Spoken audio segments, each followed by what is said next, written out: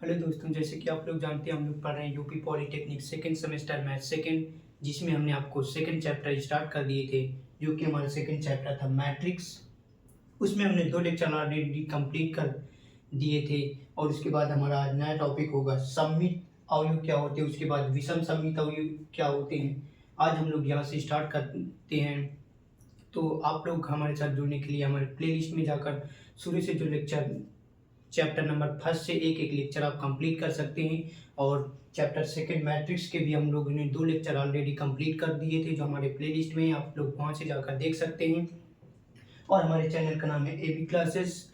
तो आइए हम स्टार्ट करते हैं आगे टॉपिक, जहाँ से हमारे सममित अवयव क्या होता है तथा विषम सममित अवयव क्या होता है। और इसके आगे एक दो टॉपिक और होंगे, उन्हें भी बताएंगे। उसके बाद आपका जो पर्सनली सब्जेक्ट का है, सॉरी, चैप्टर का जो प्रश्नावली होगा उसे भी हम लोग सॉल्व करेंगे इसी लेक्चर में। तो आइए देखते हैं सबसे पहले सममित अवयव क्या होता है। तो आप लोग को बता दें, कोई भी अवयव जो मैट्रिक्स होता है सममित तभी होगा जब उसका परिवर्त करेंगे तो वही अवयव प्राप्त होगा, तो वो हमारे पास सममित अवयव होगा। जैसे कोई भी हमारे पास मैट्रिक्स होगा, उसका हम लोग जब परिवर्त ज्ञात करेंगे और जब जो परिवर्त आएगा, जो पहले मैट्रिक्स है, अगर वो दोनों बराबर होंगे तो हमारा जो अवयव होगा वो होगा सममित। तथा और विषम सममित अवयव वे अवयव होते हैं जो हम लोग कोई भी परिवर्त मैट्रिक्स का जब परिवर्त करते हैं तो उसका परिवर्त उस मैट्रिक्स के बराबर ना हो तो उसे हम लोग विषम सममित अवयव कहते हैं। जैसे एक एग्जांपल के द्वारा समझते हैं। जैसे नंबर 1 ये हमारे पास है,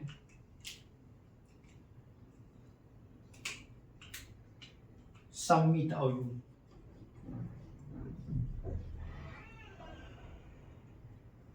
सममित अवयव जिसे इंग्लिश में बोलते हैं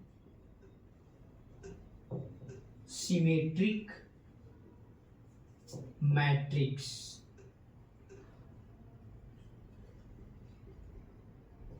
जैसे हमारे पास एक एग्जांपल है,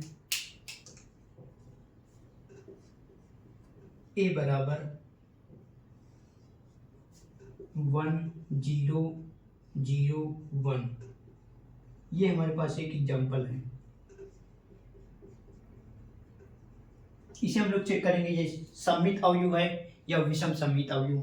तो इस अवयव को हम लोग, ये एक मैट्रिक्स है, तो हमने इसका परिवर्त ज्ञात करेंगे। जब तो परिवर्त को हमने बताया था ए डैश से डोनेट करेंगे, तो किसी भी पार्ट जो मैट्रिक्स होगा उसका परिवर्त ज्ञात करने के लिए हम लोग आपको बताया था, जो उसकी पंक्ति होती है या तो उन्हें हम कॉलम बना देंगे या जो कॉलम होंगे उनको स्तंभ बना देंगे, सॉरी पंक्ति बना देंगे।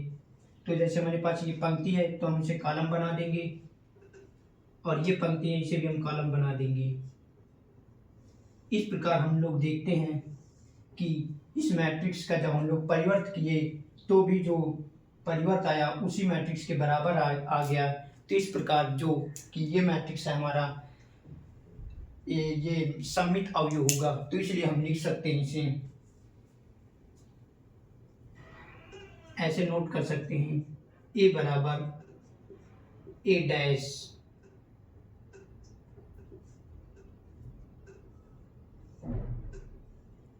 हम लोग जब इसका परिवर्त ज्ञात किया तो उसका परिवर्त उसी मैट्रिक्स के बराबर आ गया, इसलिए हमारा ये जो अवयव होगा सममित अवयव होगा। तो आप लोग इसे नोट कर लीजिए। इसके आगे हम लोग देखते हैं विषम सममित अवयव क्या होता है।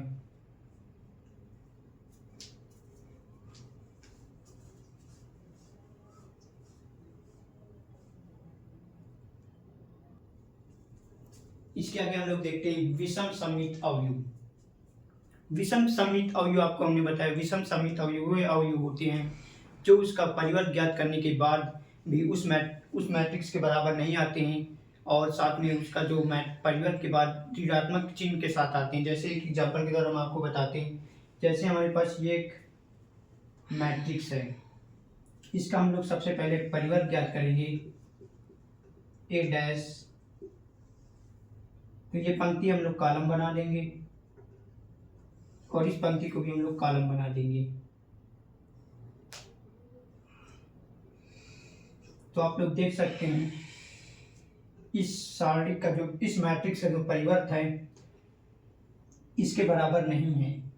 अगर हम लोग इसमें से माइनस कॉमन ले लेते हैं तो इस सारणी का मान बराबर होता है। तो इसलिए आगे इसे सॉल्व करते हैं। ए डैश बराबर, इसमें से जब माइनस कॉमन ले लेंगे तो हमारे पास आएगा 0 3 3 0। तो हमारे पास जो आगे आएगा वो इस प्रकार हम लोग नोट करेंगे। इस प्रकार जो एग्जाम्पल था इसमें हमने परिवर्त किए, तो उसके बाद हमारे पास जो अगले परिवर्त का मान आया वो उस मैट्रिक्स के बराबर नहीं था। और साथ में देखते इसमें से अगर माइनस चिन्ह वापस कर लेते हैं तो उस मैट्रिक्स का मान जब माइनस बाहर कर लेंगे तो ये इसका मान जो होगा इसके बराबर हो जाएगा। इसलिए ये हमारा विषम सममित अवयव होगा। तो आप लोग इसे नोट कर लीजिए।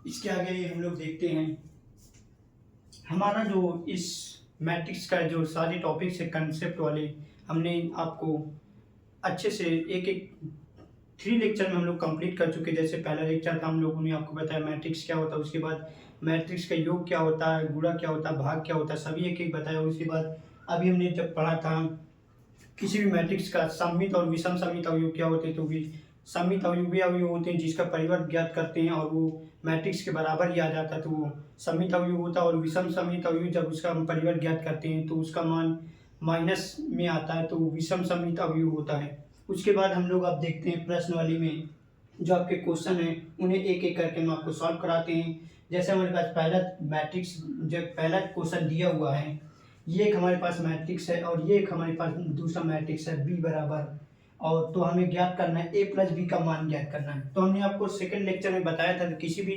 मैट्रिक्स का जब हम लोग जोड़ या गुणा करेंगे तो उसमें देखेंगे उस मैट्रिक्स के जो एलिमेंट्स होते हैं या उनके पंक्ति और कॉलम बराबर होने चाहिए, तभी हम उन्हें जोड़ सकते हैं या घटा सकते हैं। जैसे इसमें देखते हैं इसमें 2 रो हैं और 3 कॉलम हैं, और इसमें भी देखते हैं 2 रो हैं और 3 कॉलम हैं, तो इसलिए हमें इन दोनों को आपस में जोड़ सकते हैं। तो आइए देखते हैं हम लोग क्वेश्चन नंबर 1 और उसके बाद क्वेश्चन नंबर 2 कैसे हल करेंगे। तो सबसे पहले आइए देखते हैं क्वेश्चन नंबर 1। तो यहाँ पर 1 डालेंगे और हल लिखेंगे। तो हमारे पास पहला मैट्रिक्स दिया हुआ है ए बराबर 1 2 3 0 1 4, और दूसरा हमारे पास है 2 3 0 -1 2 5। तो हमें ज्ञात करना है ए प्लस बी ज्ञात कर रहे हैं। आइए देखते हैं कैसे ए प्लस बी ज्ञात करेंगे। तो इस अवयव को हम लोग इस एलिमेंट को इसके साथ जोड़ेंगे तो हमारे पास आएगा 1 + 2, इसको इसके साथ ऐड करेंगे तो हमारे पास आएगा 2 + 3, इसको इसके साथ ऐड करेंगे तो हमारे पास आएगा 3 + 0। अब इसको इसके साथ ऐड करेंगे तो हमारे पास आएगा 0 - 1, इसको इसके साथ ऐड करेंगे तो हमारे पास आएगा 1 + 2, इसको इसके साथ ऐड करेंगे तो हमारे पास आएगा 4 + 5। तो आगे हम लोग इसे सॉल्व कर देंगे तो हमारे पास आएगा 3 5 3 -1 3 और 9। इस प्रकार हम इस जो मैट्रिक्स दिए हुए थे इनका ए प्लस बी आपस में कैसे जोड़ते हैं हमने आपको बताया। तो आप लोग इसे नोट कर लीजिए। इसके आगे हम लोग देखते हैं क्वेश्चन नंबर 2।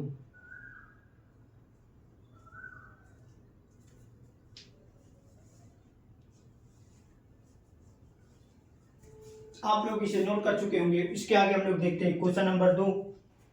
तो दोस्तों क्वेश्चन नंबर 2 आप स्वयं से हल करिएगा, क्योंकि इसमें पहला मैट्रिक्स ये दिया और दूसरा मैट्रिक्स ये है और इसका ए माइनस बी ज्ञात करेंगे। तो आप लोग इसे हल करिएगा, क्योंकि अगर हम आपको सारे एक ही क्वेश्चन सॉल्व कराएंगे तो लेक्चर काफ़ी लंबा हो जाएगा। इसलिए आप इसका ए माइनस बी ज्ञात करना हमने आपको सेकंड लेक्चर में बताया था, तो आप लोग उस लेक्चर को देखकर इस सवाल को सॉल्व करिएगा। तो आइए हम इसके आगे आगे क्वेश्चन देखते हैं।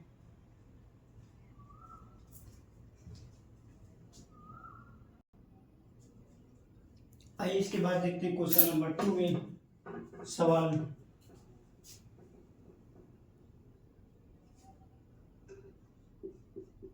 जैसे हमारे पास क्वेश्चन नंबर 2 में दो मैट्रिक्स दी हुई हैं, मैट्रिक्स ए और मैट्रिक्स बी। इसमें सबसे पहले देखते हैं इनके जो कॉलम और पंक्ति हैं बराबर हैं या नहीं। तो देखते हैं इसमें भी 3 पंक्ति और 3 कॉलम है, इसमें भी 3 पंक्ति और 3 कॉलम है।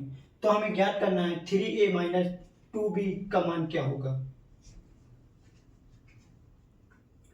तो सबसे पहले 3a निकालने के लिए हम लोग इस मैट्रिक्स में 3 का हम लोग गुणा करेंगे, उसके बाद माइनस का चिन्ह लगाएंगे और उसके बाद 2 का गुणा इस मैट्रिक्स में करके माइनस करेंगे। तो आइए देखते हैं कैसे सॉल्व करेंगे।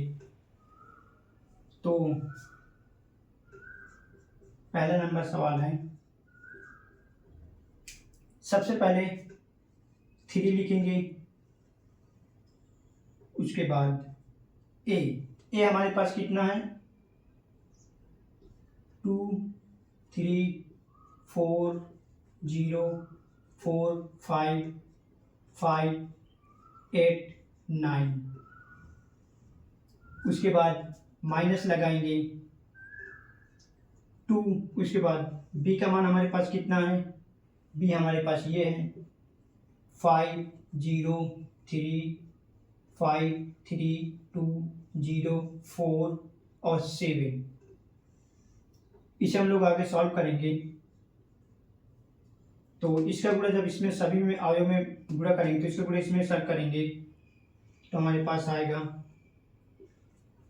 सभी एलिमेंट्स के साथ करेंगे तो इसका इसके साथ करेंगे तो 6, उसके बाद 9, फिर इसका इसके साथ करेंगे तो हमारे पास आएगा 12, इसका इसके साथ करेंगे तो 0, इसका इसके साथ करेंगे तो 12 और इसका इसके साथ करेंगे तो 18 आएगा।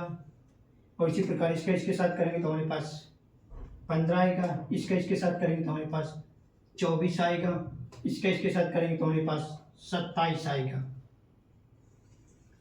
उसके बाद माइनस का चिन्ह लगाएंगे। अब इस 2 का गुणा इन सभी अवयवों के साथ करेंगे तो इसका इसके साथ करेंगे तो हमारे पास 10 आएगा।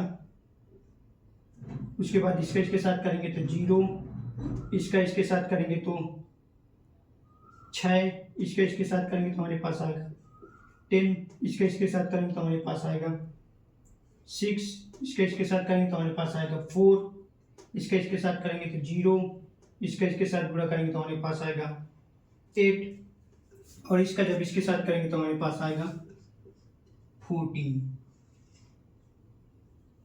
इतना करने के बाद अब इस मैट्रिक्स से हमें इसको माइनस करना है। तो आइए देखते हैं, यहीं पर देखते हैं। इससे जब इसको माइनस करेंगे तो हमारे पास आएगा माइनस का 4, क्योंकि ये बड़ा है तो हमारे पास आएगा माइनस का 4। उसके बाद इससे इसको माइनस करेंगे तो हमारे पास आएगा 9, इससे इसको माइनस करेंगे तो हमारे पास आएगा 6, इससे इसको माइनस करेंगे तो हमारे पास आएगा माइनस का 10, इसको इससे माइनस करेंगे तो हमारे पास आएगा 6 और इसको इससे इसको माइनस करेंगे तो हमारे पास आएगा 14। उसके बाद 5 में से 0 माइनस करेंगे तो हमारे पास आएगा 5, 24 से हम लोग जब 8 माइनस करेंगे तो हमारे पास आएगा 16 और इससे जब हम लोग इसको माइनस करेंगे तो हमारे पास आएगा 3 और इधर 1 13। इस प्रकार हम क्वेश्चन नंबर सेकंड का फर्स्ट क्वेश्चन हम लोग आपको बता दिए, आप लोग इसे नोट कर लीजिए। इसके आगे क्वेश्चन नंबर जो सेकंड है इसको आप लोग हल करेंगे। जैसे हमारे पास ये मैट्रिक्स दिया हुआ है उसको सबसे पहले 2 से गुणा करेंगे और उसके बाद उस सारणी का मान निकाल लेंगे। जैसे ये है तो इसमें हम लोग 2 का गुणा करेंगे तो वही हमारे पास 2a का मान निकल आएगा। तो आप लोग इसे नोट कर लीजिए। इसके आगे हम लोग आगे क्वेश्चन देखते हैं।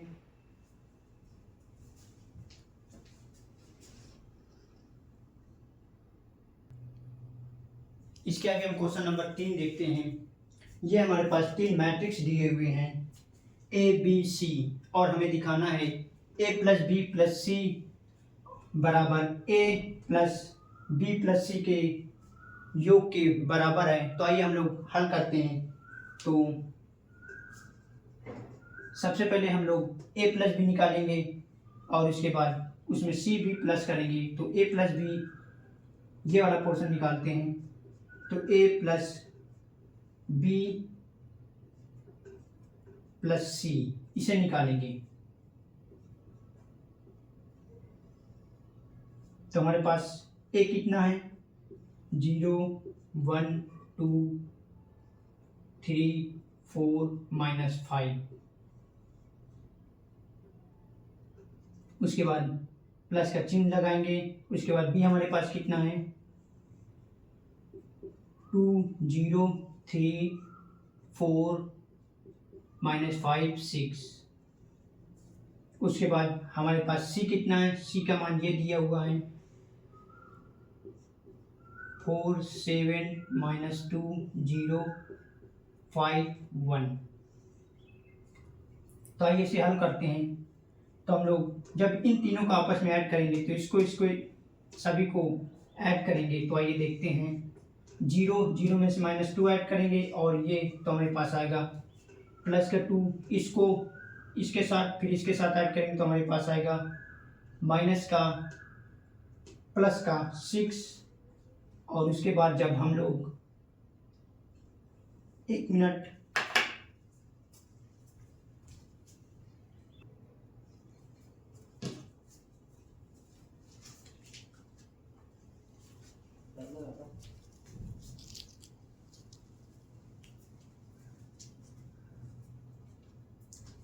सॉरी दोस्तों लाइट चली गई थी। तो इसे हम लोग जब सॉल्व करेंगे सबसे पहले इन दोनों को आपस में ऐड करेंगे।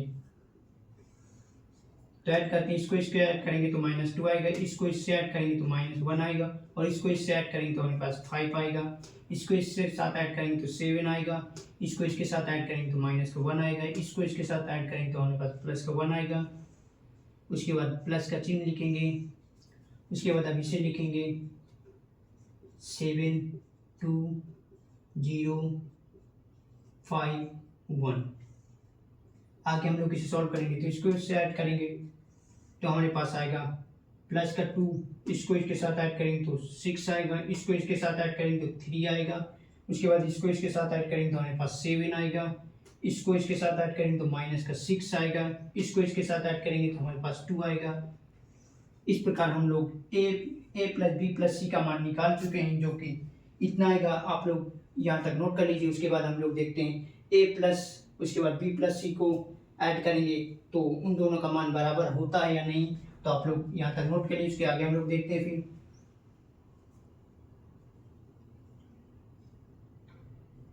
तो हम लोग इसे यहाँ नोट कर लेते हैं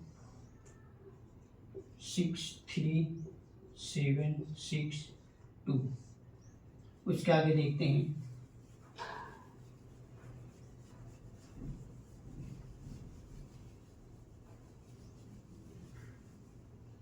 अब हम लोग देखते हैं इसे ए प्लस बी प्लस सी का मान। तो हम लोग देखते हैं, सबसे पहले ए लिखेंगे। ए हमारे पास कितना है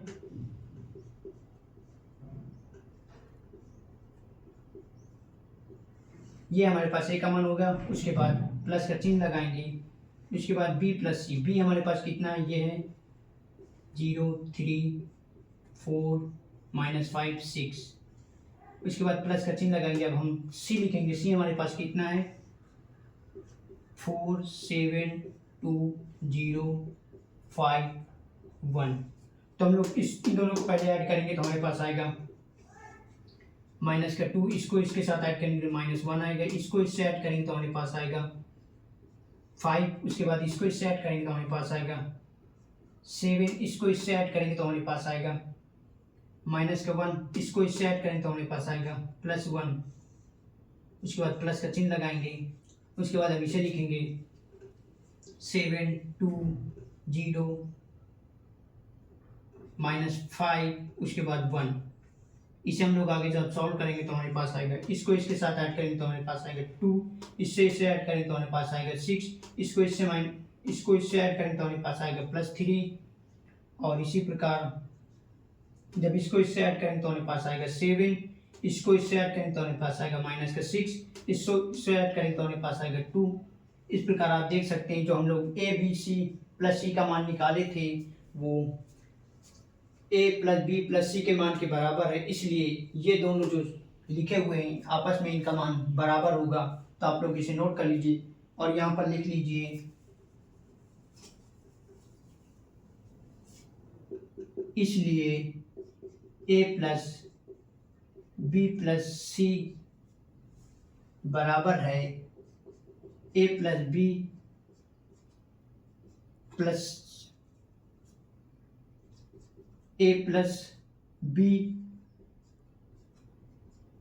c की। तो आप लोग इसे नोट कर लीजिए।